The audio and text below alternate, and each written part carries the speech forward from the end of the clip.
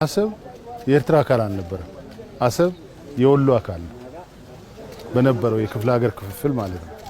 እንዴት ሆኖ ነው ነገሩ በሙሉ የተገለባበጠው? ለራሴ የማይገባኝ ይሄ የሆነበት ዋና ምክንያት ሁሉም አጀንዳውን ተጠቅሞ እቺን ሀገር ለድህነትና ለእርስ በርስ ሁከት ዳርጓት እንዲቀጥል ስለሚፈልግ ብቻ ነው።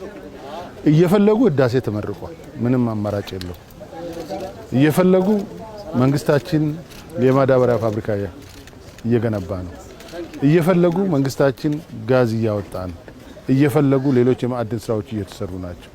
እየፈለጉ ከተሞቻችን ገጠሮቻችን መበልጸግ ጀምረዋል።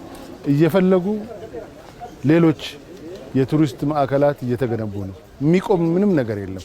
ስለዚህ ይፈልጋሉ ግን አይቆምም። አይቆምም ብቻ ሳይሆን እነሱ ይጠፋሉ ብዬ ነው።